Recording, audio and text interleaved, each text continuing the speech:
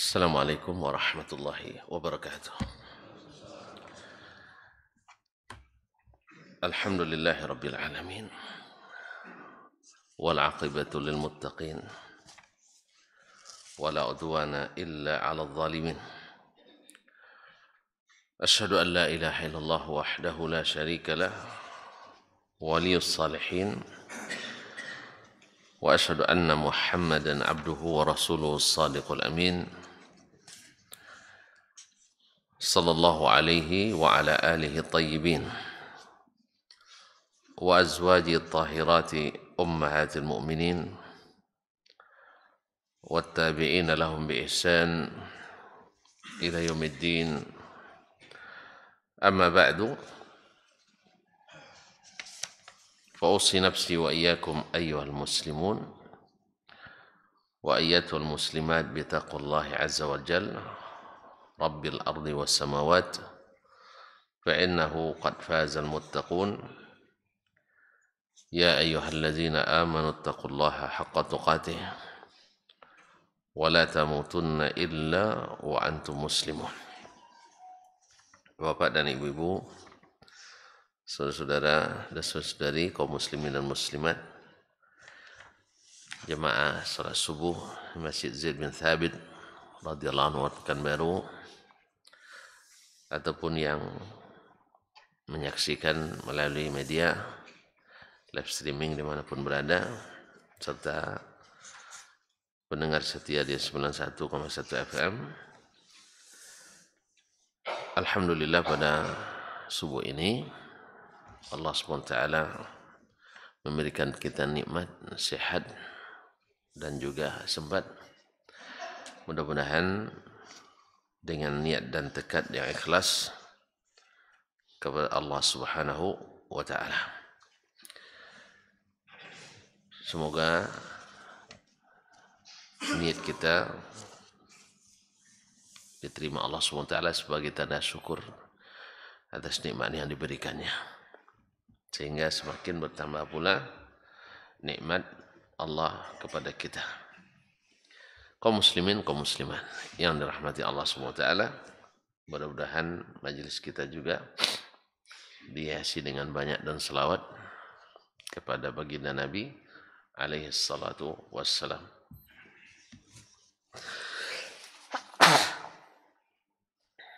Alhamdulillah. Yahdikumullah. Mudah-mudahan selawat tersebut semakai tanda terima kasih kita, tanda ingat kita atas jasa-jasa beliau, dan mudah-mudahan menyebabkan pula tercurahnya ampun dan rahmat Allah untuk kita. Man shalla alaihi salatan sallallahu alaihi biha asyrah. Siapa yang selawat kepadaku sekali, Allah balas 10 kali. Dan selawat dari Allah adalah ampunan dan rahmat untuk kita. Kaum muslimin, kaum muslimat yang dirahmati Allah Subhanahu wa Ta'ala. Melanjutkan pembahasan atau bersama kita atau pembahasan bersama Imam Asy-Syafi'i rahimahullah ta'ala tentang bab ikhtilaf al-hadis atau bab an-nasikh wal mansukh min al-hadis. Kemarin terakhir kita bahas tentang masalah salatu al-khauf, di mana sebelumnya Nabi SAW pernah dalam kondisi khauf menjamak 4 waktu salat di satu waktu, yaitu ketika perang Ahzab. Ketika perang Ahzab, mana saat itu belum diturunkan atau belum disyariatkan salat khauf. Nah, apakah setelah disyariatkan salat khauf masih juga dijamak 4 salat? Tidak lagi. Jadi kalau ada yang salatnya dijamak 4 kali atau 5 kali dalam satu waktu, ini salatnya salat khauf terus, ini lebih khauf dari daripada khauf. Karena ada sebagian orang yang masih mengamalkannya dengan 2 kemungkinan. Satu, memang tidak tahu Kemungkinan kedua, mungkin dia termasuk yang mengingkari adanya nasikh wal mansukh. Ada, ya, tapi pendapat ini sebenarnya sudah terhapus dari permukaan bumi, tapi ada juga yang suka bangkit-bangkit bangkai terendam. Bukan batang, terendam. Di antara para pemikir ingin mengikuti kembali pendapat Abu Muslim Al-Asbahani dulu mengatakan tidak ada nasikh wal mansukh dalam Al-Quran dan hadis. Tentu dia punya alasan logis, dan logikanya ini ditentang oleh logika-logika ulama yang logikanya sehat. Nah, karena Allah SWT la yus'alu amma yaf'al wa hum yus'alun. Allah Maha Kuasa melakukan apa yang dia kehendaki dan tidak ada yang boleh protes. Sebab kalau diprotes kalah terus kita. Karena wa rabbuka yakhluqu ma yasha wa yakhtar. Rabbmu menciptakan apa yang dikehendakinya dan apa yang dia pilih. Maka kita menyerah kepada apa yang Allah pilihkan. Jadi seperti kata Imam Syafi'i, yang mansukh itu di masanya hak. Dan yang nasikh setelah ada nasikh itu adalah hak. Wa kullun kana haqqan fi waqtihi. Semuanya adalah hak di masanya. Sebagaimana Allah SWT juga menasakh syariat nabi-nabi sebelum dengan syariat Nabi kita Muhammad sallallahu alaihi wasallam. Karena ada masalah syariat Nabi Isa tidak sama dengan syariat Nabi Muhammad sallallahu alaihi wasallam. Sebagaimana syariat Nabi Musa alaihissalam juga berbeda dengan syariat Nabi Isa alaihissalam. Sebagaimana syariat Nabi Ibrahim berbeda pula dengan syariat Nabi Musa dan seterusnya. Nah, kalau satu syariat saja bisa dia menasakh, apalagi hanya beberapa hukum yang terdapat dalam satu syariat Allah Maha Kuasa, dan semua karena ada hikmahnya. Jadi hal ini sebenarnya sudah, khilaf ini sudah tidak dianggap lagi. Itu sudah tidak dianggap. Yang ma'mul, yang mu'tamad adalah bahwa ada nasikh wal mansukh. Kaum muslimin. Jadi kalau ada yang masih mengamalkan karena dua kemungkinan tadi, karena memang belum mengetahui sudah dinasakh, lalu dia temukan di dalam sejarah Nabi pernah menjamak salat 4 kali, itu perang Ahzab, yaitu zuhur, asar, maghrib, isya. Dan itu terjadi sebelum disyariatkannya salat khauf. Berkata imam kita rahimahullah ta'ala, faqala li qailun wa kaifa sirta ila al-akhdhi bi salati an-nabi sallallahu alaihi wasallam yawm dhati ar-riqa'i duna ghairiha. Kenapa engkau wahai imam lebih memilih salat khauf yang dilakukan Nabi sallallahu alaihi wasallam pada waktu perang Zatir Riqa' dan bukan yang lain? Artinya itu cara yang paling dipilih oleh Imam Asy-Syafi'i di antara cara salat khauf. Faqultu, saya jawab, amma hadithu Abi Ayyash wa Jabirin fi salatil khaufi fakadzalika aqul. Adapun hadis yang diriwayatkan oleh Abu Ayyash Az-Zuraqi yang disebutkan oleh beliau sebelum ini, yaitu di halaman 260 alinea 713, warawa Abu Ayyash Az-Zuraqi.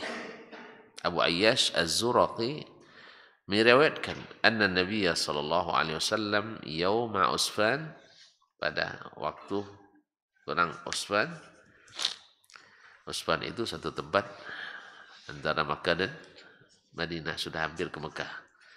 Mungkin lebih kurang tinggal 2 marhalah lagi. Wa Khalid bin Walid, dan Khalid bin Walid atau kilometer sekarang sekitar 45 kilometer, tidak lebih dari itu, sekitar 70 kilometer mungkin menjelang Makkah. Wa Khalid bin Walid bainahu wa bainal qiblah. Karena menuju Makkah tentu kiblat otomatis ke arah musuh. Karena musuh dari Makkah, kiblat kita ke Makkah. Jadi Khalid bin Walid dengan pasukannya ke arah Mekah, di arah kiblat. Jadi salat Nabi ke arah musuh. Karena musuh datang dari Mekah, kiblat kita Mekah, berarti di arah kiblat. Nah, fasaffa bin nasi ma'ahu ma'an. Lalu beliau mengatur saf seluruhnya bersamaan salatnya. Tsumma raka wa raka'u ma'an. Kemudian mereka ruku bersama-sama. Nah, hadis Ibnu Umar sebelumnya enggak. Sebagian ruku, sebagian nih. Afwan. Tsumma raka'a. Kalau yang di hadis Ibnu Umar enggak, mereka salat secara terpisah. Tsumma raka'a wa raka'u ma'an. Kemudian Nabi ruku, mereka pun ruku secara bersamaan. Tsumma sajada. Kemudian Nabi sujud, fasajadat ta'ifatun ma'ah. Lalu sujud satu ta'ifah, satu bagian, satu golongan, wa harasathu ta'ifah. Yang lain berjaga. Jadi saf pertama sujud, saf kedua tetap dalam keadaan berdiri. Falamma qama minas sujud, setelah yang golongan pertama bangkit dari sujud, sajadal ladzina harasuhu, maka yang tadi belum sujud sekarang sujud. Tsumma qamu fi salatihi, kemudian mereka akan kembali berdiri dalam salatnya. Jadi sujudnya yang berbeda. Rukuknya sama, karena dalam keadaan rukuk masih bisa melihat. Tapi kalau dalam keadaan sujud tidak bisa melihat. Wa qala Jabirun qariban min hadzal ma'na. Riwayat Jabir juga sama maknanya dengan, atau dekat maknanya dengan riwayat Abu Ayyash Az-Zuraqi ini. Nah, ini juga saya ambil begini juga saya pakai kata Imam Asy-Syafi'i rahimahullah. Idza kana mithlu as-sabab alladhi shalla lahu tilka as-shalah.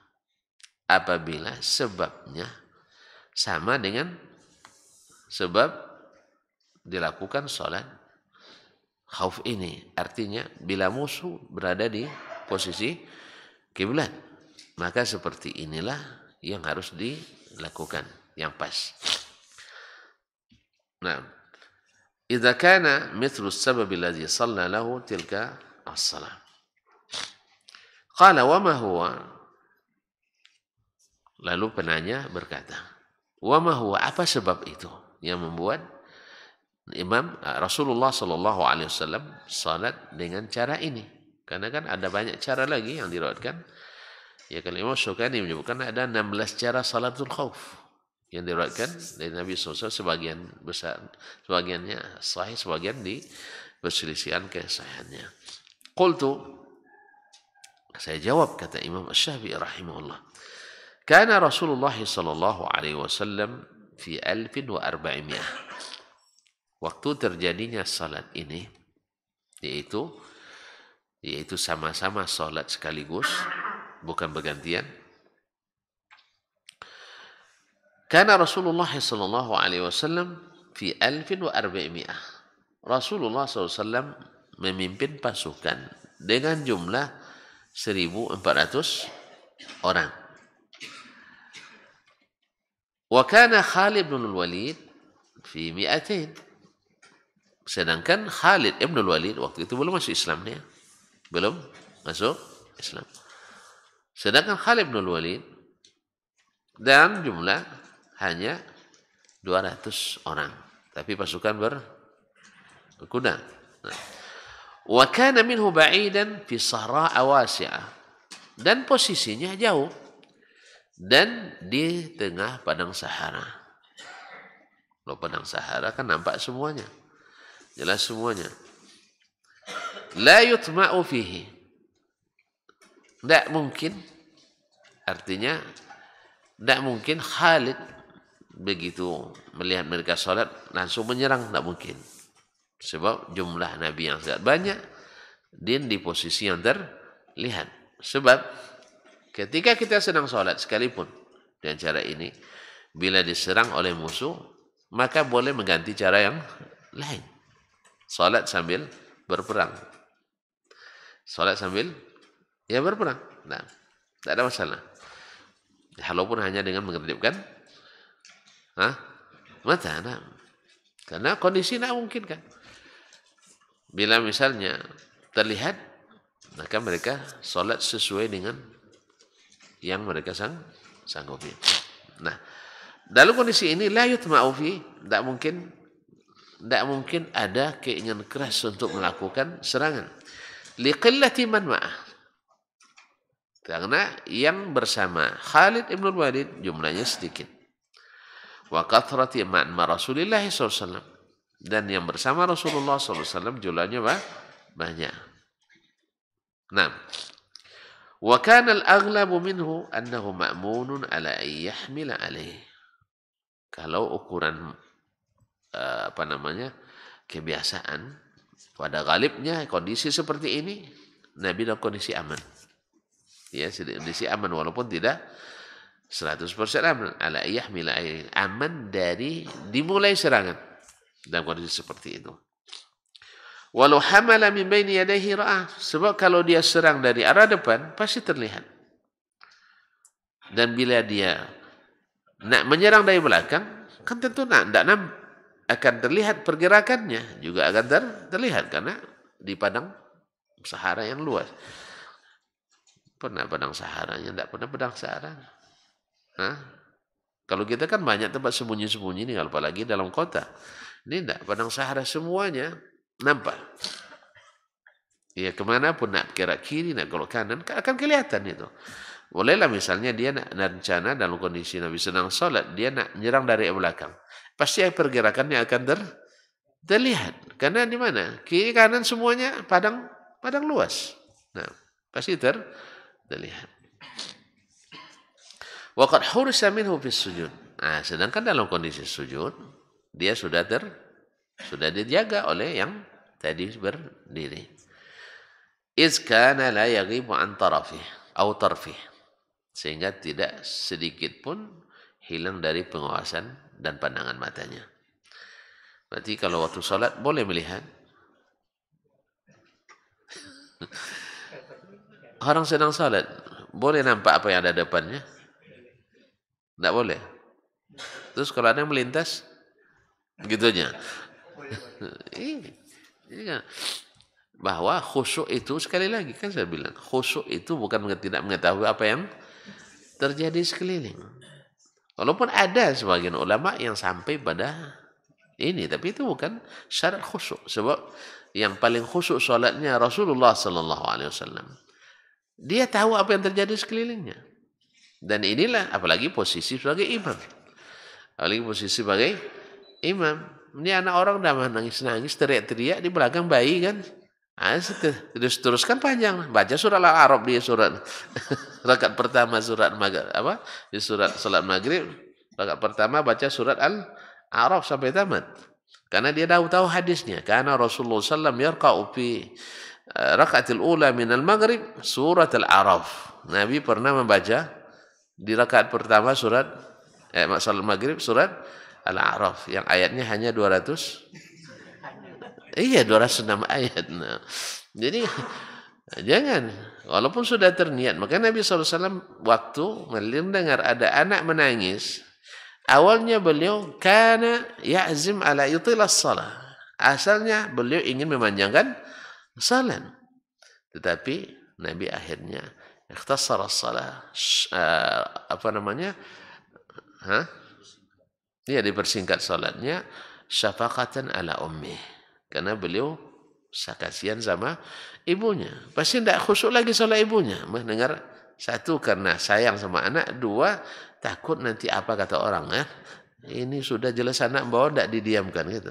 Jadi kaum muslimin dirahmati Allah, imam tahu dia apa yang terjadi, atau orang yang khusyuk itu salatnya tahu dia apa yang terjadi di sekitarnya.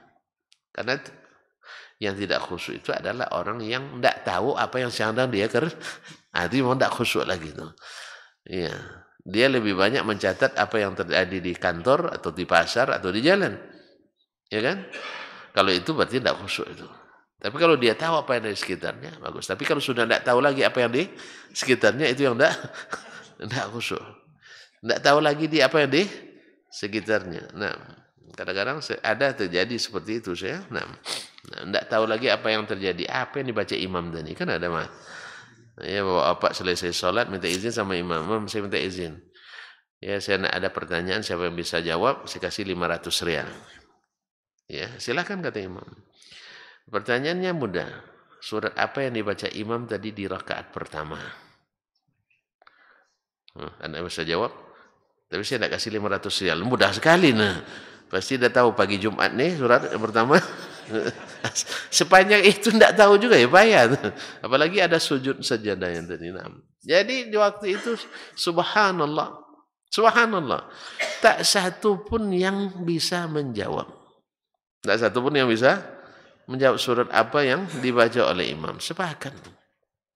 Kecuali ada seorang anak yang masih kecil yang ikut sholat, dia bisa jawab. Dapat dia dapat 500 rial. Mungkin dia sedang murajaah hafalannya juga. Nah, 4 surat itu yang harus murajaah. Dapat dia. Jadi ada kalanya memang blank semua gitu. Nah, itu yang tidak khusyuk itu, tidak tahu lagi apa yang terjadi. Seperti baru-baru ini terjadi di sebuah negeri Islam. Ya, imam salat Idul Adha, di belakangnya ada presiden, ada menteri wakafnya, ada imam besar sebuah lembaga pendidikan terpaling kesohor di dunia. Ya, salat Idul Adha tak satu pun yang tahu dan membetulkan ketika imam di rakaat kedua tak baca Al-Fatihah. Masya Allah, betul-betul khusyuk nih salatnya, sehingga tak ada yang tahu bahwa imam tak baca Al-Fatihah. Allahu Akbar, Allahu Akbar sampai 5 kali. Habis itu Bismillahirrahmanirrahim. Idza jaa nasrullahi wal fath. Ayatnya pendek pula. Jadi tak sempat berpikir orang tu. Nah, jadi presidennya blank, muftinya blank, syekh besarnya blank, menterinya blank semua. Sedang khusyuk memikirkan SK setelah ini. Allah, enggak. Kalau imam terlupa itu biasa, tapi kalau semua jemaah terlupa, ini luar biasa. Tapi betul terjadi memang. Harusnya apa yang dilakukan? Ingatkan. Kalau tak ada yang ingat, tahu pasti dia bilang subhanallah. Nah, pernah pula dulu terjadi di sebuah negara kerajaan di bagian barat negeri Islam. Rajanya ada, para menterinya bersamanya, juga kondisinya sama. Di rakaat kedua, imam lupa baca Al-Fatihah. Tapi orang itu ingat ya, tapi cara mengingatkannya tidak ingat. Cara mengingatkannya mereka tidak ingat. Harusnya mereka bilang apa? Subhanallah. Kalau tidak juga tahu, dibacakan Alhamdulillahi Rabbil Alamin. Kan tahu dia kan? Dia tidak. Semuanya teriak Al-Fatihah, Al-Fatihah. Ini lebih parah lagi, bikin batal salat menurut pendapat kebanyakan. Jadi itu yang terjadi. Kalau ini tidak khusyuk namanya. Sebab tidak tahu lagi apa yang terjadi di sekitarnya. Subhanallah. Ya, ribuan orang bisa terjadi. Iya. Nah, buktinya mereka selesai itu kan selesai salat khutbah. Selesai salat khutbah sampai selesai. Sampai sekarang tidak ada diulang. Berarti semuanya betul-betul lupa. Atau mungkin, itu mungkin takut nanti kalau gara-gara kamu lambat selesai sholat. Kan ada presidennya di situ. Makanya kalau kita jadi pemimpin jangan terlalu zalim lah ya. Nanti takut orang menunjukkan yang benar. Kalau tunjukkan yang benar ya ikuti saja, selesai masalah sebenarnya. Jadi kalau sudah kelewat kelewat keras, kelewat zalimnya, kadang-kadang orang takut untuk menunjukkan kebenaran. Nah, yang seperti ini namanya tidak khusyuk. Sebab apa? Tidak tahu lagi apa yang terjadi di sekitarnya. Bahkan sholatnya saja sudah. Nah, ini masalahnya orang-orang besar-besar ini, bukan orang biasa-biasa. Ya, orang besar-besar. Nah, ya dari sisi pemerintahan maupun di sisi ulama-ulamanya. Tapi terjadi, wallahu alam. Hanya Allah yang tahu apa hikmahnya. Baik, fa idza kanatil hal biqillatil aduwi wa bu'di. Apabila kondisi kondisinya musuh sedikit dan jauh posisi, tidak sampai jangkauan senjata, panah tidak sampai, tombak apalagi, pedang lebih jauh lagi. Tapi kalau sudah pakai rudal, ini kan tidak bisa lagi nih, kondisinya beda. Jadi kalau sudah pakai rudal ya, kalau rudal kan tidak tahu kita kapan datang nih Pak. Nah, wa alla ha'ila dunahum yasturun, dan tidak ada pelindung sama sekali antara musuh dengan kita. Ini yang perang berani itu kayak gitu. Kalau kita kan sembunyi-sembunyi kan. Nah, ini enggak. Perang memang nampak adu head to headnya. Nah, kama wasabtu, yaitu seperti yang terjadi di zaman Nabi itu, amartu bis salatil khaufi hakadha. Yang kalau bila kondisi seperti ini, kata Imam Syafi'i, seperti itu pula salat yang saya anjurkan. Nah, qala, dia berkata, penanya, faqala qad araftu anna riwayata fi salati zati riqa la tukhalifu hadha. Kalau demikian kamu sudah tahu bahwasanya riwayat dalam salat zati riqa tidak berbeda dengan ini, liikhtilafil halaini, karena kondisinya berbeda. Qala fa kaifa khalafta hadits Ibnu Umar? Lalu bagaimana kamu bisa menyalahi hadis Ibnu Umar? Faqultu lahu, saya katakan kepadanya, rawahu anin Nabi sallallahu alaihi wasallam Khawwat ibn Jubair. Diriwayatkan dari Nabi sallallahu alaihi wasallam oleh Khawwat ibn Jubair. Wa qala Sahl bin Abi Hathmah biqaribin min ma'na, dan disebutkan pula oleh Sahal bin Abi Hathmah yang dekat maknanya dengan hadis Khawwat ibn Zubair.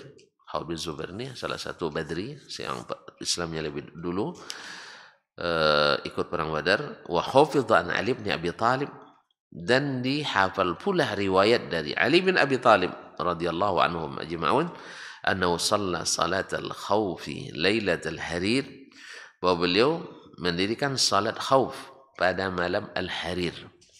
Malam harir disebut juga dengan malam Siffin. Yang maksud dengan Lailatul Harir adalah malam perang Siffin. Perang Siffin ketika terjadi fitnah antara pasukan Ali dan pasukan Muawiyah bin Abi Sufyan.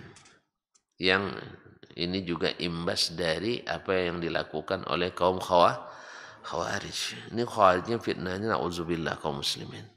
Khawarij ini na'udzubillah dari fitnah terjadinya. Berkata Khawarij terjadi fitnah-fitnah lain. Lahir pula firak-firak lain akibat daripada itu semua. Makanya Nabi sangat-sangat mewanti-wanti dan mengingatkan. Bahkan beliau menyebut mereka sebagai sebutan-sebutan yang sangat keras. Di antaranya, kalau saya bertemu dengan mereka, akan saya perangi atau akan saya bunuh seperti bunuh kaum Ad dan Tsamud. Perangi kaum Ad dan Tsamud. Nah, kemudian di antara disebut adalah hum kilabu jahannam, adalah terjemahkanlah sendiri, kalbu jahannam. Oleh itu kaum muslimin, dan sayangnya mereka itu tampilannya, itu yang masalahnya, tampilannya sangat bahasa kita sekarang sangat nyunnah, orangnya sangat alim. Itulah bahasa kita, taat beribadah, sampai-sampai Nabi katakan tahqiruna salatakum ila salatihim, kalian akan merasa rendah atau merasa minder membandingkan solat kalian dengan solat mereka. Masya Allah, ini solatnya tengok zahirnya seperti lebih khusyuk dari solat sahabat, lebih banyak, lebih rajin. Wasiyamakum ila siyamihim, puasa mereka dibanding dengan puasa kalian. Sepertinya kalian minder dengan itu. Lakin yaqra'una al-Quran, mereka juga ahli baca Quran, para hufaz, orang-orang yang masya Allah, ya. Lakin la yujawizu taraqiyahum, tidak lewat tenggorokan, hanya sampai di sini, tidak sampai ke dalam. Nah, orang-orang seperti itu dibilang tidak sampai ke dalam, padahal ahli ibadah, ahli puasa, ahli salat malam, ahli baca Quran. Tampilan jenggot, celana cingkrang, Puasa siang, malam, lolok. Lalam sholat. Subhanallah. Mirip-mirip tuan-tuan juga nampaknya. Itu masalahnya. Gara-gara mirip inilah datang orang-orang jahil. Tapi punya posisi. Itu masalahnya orang jahil diberi posisi, maka kerjanya menjahili. Dituduhlah yang suka ngaji-ngaji tauhid ini calon radikal. Ya, calon radikal. Ini menjadikannya dia menjadi provokator legal. Karena dia bawa surat SK dari pemerintah untuk anti dan kontra terorisme dan radikalisme. Padahal dia belajar Islamnya dari Amerika. Amerika paham Islam pada orang Arab Saudi? Pak, mana paham Islam orang Arab Saudi atau orang Amerika? Wahabi. Kalau sudah kiblatnya ke Arab Saudi pasti ini Wahabi. Kaum muslimin dan muslimat, antum tahu aja buktinya. Kalau orang Amerika ada masalah agama, minta fatwanya kemana? Ya ke mufti Arab Saudi. Tapi kalau orang Arab Saudi ada masalah agama, minta fatwa kemana? Ke Indonesia? Hah? Ya mereka selesaikan sendiri. Karena ulamanya banyak. Kalau kita ulama banyak. Nah. Allah musta'an. Jadi kaum muslimin dan muslimat dirahmati Allah. Karena tampilan mirip inilah yang tidak berilmu menjadikannya sebagai subuhan. Makanya dengarkan ceramah semalam, jangan suka makan setengah. Oh, tidak dengar Bapak semalam, setengah matang. Setengah matang itu cepat basinya. Rasanya anyir pula. Maka perlu pakai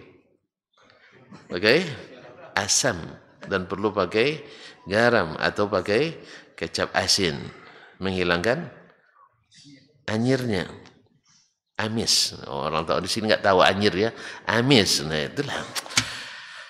Tentulah juga sampai di pekan. Nah, anyir tahu Ustaz ya?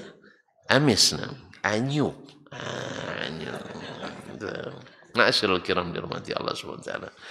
Jadi dia diberi corong, diberi mic, diberikan mimbar, lalu bicara tentang Islam padahal tak tahu Islam kecuali dari Amerika. Di gereja 5 tahun dia makan di gereja katanya. Habis itu menjadi ahli kontra terorisme. Akhirnya dia sendiri jadi teror bagi kaum muslimin.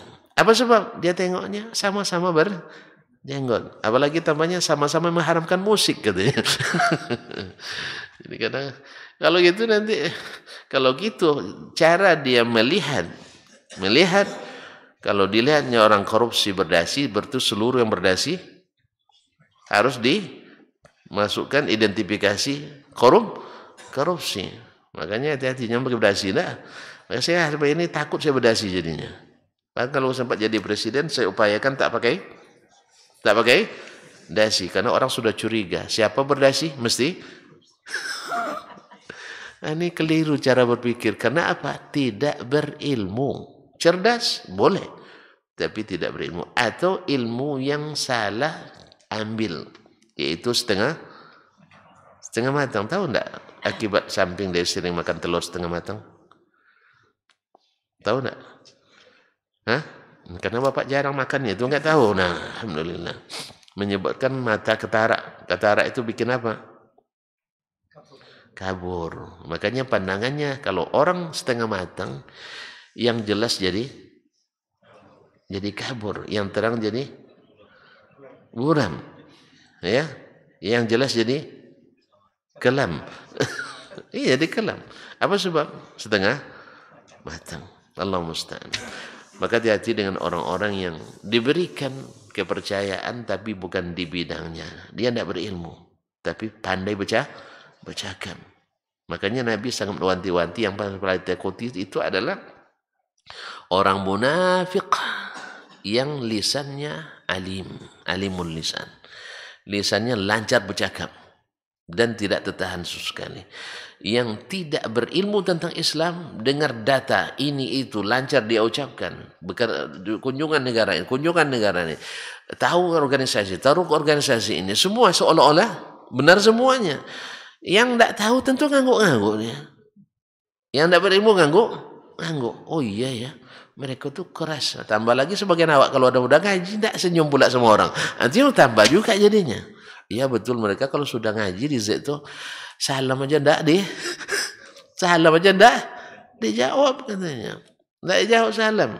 Itu celana cingkrang semua tuh katanya. Jenggotnya panjang-panjang. Ndak pokoknya semuanya. Asal yang berburu sebut. Akhirnya dicocok logikan lah. Jadi semua yang mengaji dianggap sebagai calon teroris. Akhirnya orang tambah takut ngaji. Ngajilah. Jaga ya orang jemaah Z nanti mah. Enggak pandai senyum katanya. Salam enggak dijawab. Mereka sama mereka bantah juga katanya. Itu masalahnya. Padahal mereka sama mereka juga beban. Mereka sama mereka bantah enggak? Bantah juga. Awak di rumah aja ada bantah, ada enggak? Macam enggak aja. Kalau enggak bantah, enggak manusia namanya itu. Ada. Iya tak? Nah, cuma aja tiap hari. Sekali sejam jadilah ya. Kaum muslimin dan muslimat dirahmati Allah. Jadi salatul khawf lailatul harim pada malam Siffin. Kana rawa Khawwat ibn Jubair an Nabi sallallahu alaihi wasallam. Kama rawa Khawwat bin Jubair an Nabi sallallahu seperti diriwayatkan oleh Khawwat ibn Jubair dari Nabi sallallahu alaihi wasallam, wa kana Khawwat mutaqaddim as-suhbati was-sin. Dan Khawwat ibn Jubair ini Ansari, dia adalah orang yang sangat sudah lama menjadi sahabat Nabi dan juga orang yang senior umurnya. Faqala fahal min hujjatin akthar min taqdimi suhbatihi. Ada tidak hujah yang lebih kuat daripada sekedar dia lebih senior bersahabat dengan Nabi SAW? Faqultu na'am. Saya katakan iya. Ma wasaftu fihi min asyabah bimakna kitabillah. Yaitu apa yang saya sebutkan serupa cara solat yang diriwayatkannya dengan apa yang ada dalam kitabullah dalam Al-Quranul Karim. Naam. Qala fa aina yuwafiqu kitabullah, di mana cara yang diriwayatkan oleh Khawwat ibn Jubair dan Khawwat ibn Jubair dan siapa tadi?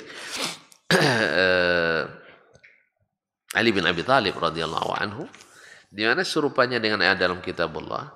Jawabannya insyaallah pertemuan benar. Insyaallah pertemuan pekan depan. Jangan kemana-mana. Nah, jangan kemana. Insyaallah kita bacakan di pertemuan pekan depan. Ya karena tapi hari ini tidak mengantar anak sekolah kan? Nah, tidak apa-apa. Sudah terbiasa selesai di jam segini Pak.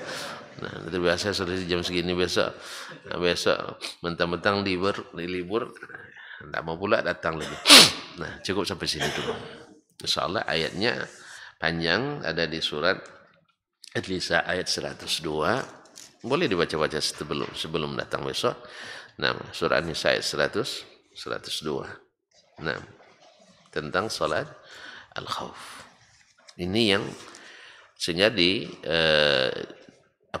dijadikan juga oleh Imam Asy-Syafi'i rahimahullah sebagai salah satu cara salat khauf yang direkomendasikan.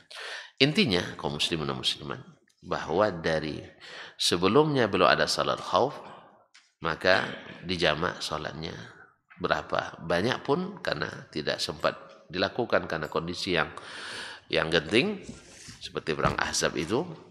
Nah, setelah turun ayat atau setelah turun syariat boleh dilakukan salat khauf, maka menjamak seperti itu sudah tidak diberlakukan lagi. Ini namanya nasikh wal mansukh. Kemudian di antara cara salat khauf terbagi banyak riwayat. Ada cara ini, seperti yang dijelaskan dalam riwayat tersebut. Wallahu ta'ala alam. Wa sallallahu ala nabiyyina Muhammadin wa sallam. Wa subhanakallah bihamdik. Asyhadu an la ilaha illa anta astaghfiruka wa atubu ilaik. Wassalamualaikum warahmatullahi wabarakatuh.